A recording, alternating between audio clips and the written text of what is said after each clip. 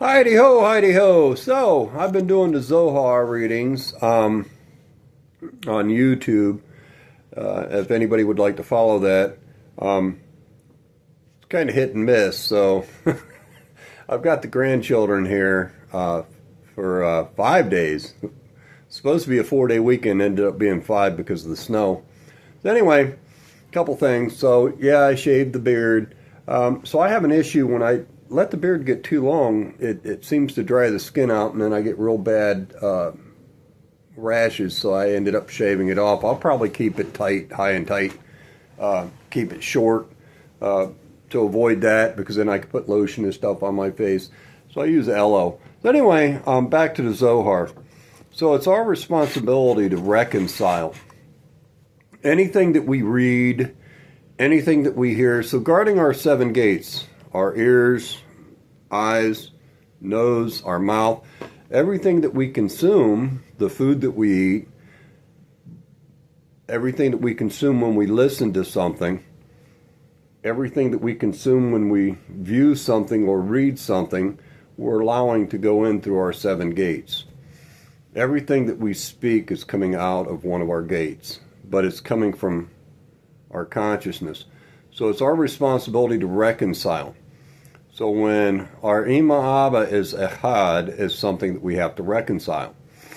So it's never to see a separation. So think in terms of quantum entanglement. Every particle is always attached through a universal web. The web itself is invisible, and that is the ebb and flow of life itself. How we attach ourselves to things and separate ourselves from things, but we can never truly be separated from certain things. So there are things that transpire in our environment that can affect us. So that's why we are told to watch who we break bread with and not to do as the other nations do. We become affected by that. So we're allowing certain things to take place. So when we're reading things like the Zohar and the Talmud and Torah and Tanakh and, what some know as the Old Testament, any holy book, the key is to reconcile Echad, one. So when they say in Zohar that the Shekhinah, which is our mother, is here with us and our father is not with us, well, that would be something that we have to reconcile, meaning there's a web that's always attaching our Ima Abba. So our Abba is here also. We just can't see him. So that's the key, is to reconcile anything that we hear, see, think, anything that we eat. What are we going to consume?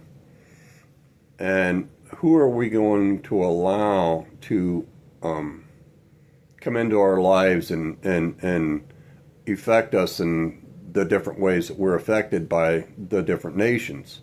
It's not to say those nations are bad, because there's good and bad in every portion of the world, we'll say.